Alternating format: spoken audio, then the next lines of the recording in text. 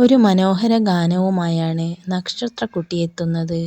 ഓംകാരം ശംഖിൽ ചേരുമ്പോൾ വെറുതെയല്ല ഭാര്യ എന്ന ചിത്രത്തിനു വേണ്ടി ഉണ്ണിമേനോൻ ആലപിച്ച ഗാനമാണ് താരം ആലപിക്കുന്നത്. എന്തൊരു രസമായിരുന്നു. നല്ല വോയിസ്, ഉഗ്രൻ വോയിസ്. ഭാവിയിൽ ഒരു നക്ഷത്രമാകാൻ ചാൻസ് ഉണ്ട്.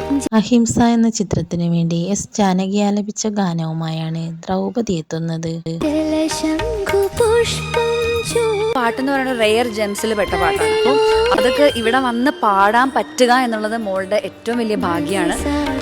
ഒരടിപൊളി ഗാനവുമായാണ് ക്ഷേത്രക്കുട്ടി എത്തുന്നത്.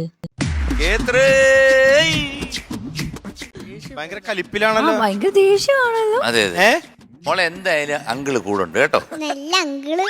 വെള്ളിത്തിര എന്ന ചിത്രത്തിലെ ഗാനമാണ് താരം ആലപിക്കുന്നത്. കള്ളി എന്ന് പറഞ്ഞപ്പോ എന്നെ എന്തിനാ നോക്കി? എങ്ങനെ ഇതൊക്കെ ഇങ്ങനെ ഓർത്ത് ഇത്ര പാടുന്നു? ഇത്രയും പഠിച്ചിങ്ങനെ പാടുന്നു ഞാനിങ്ങനെ അത്ഭുതത്തിൽ ഇങ്ങനെ കണ്ടോണ്ടിരിക്കും. അതാണ് അൽഫോൺസെ ടോപ്പ് സിംഗർ. താരത്തിന്റെ പ്രകടനത്തിനായി നമുക്ക് കാത്തിരിക്കാം.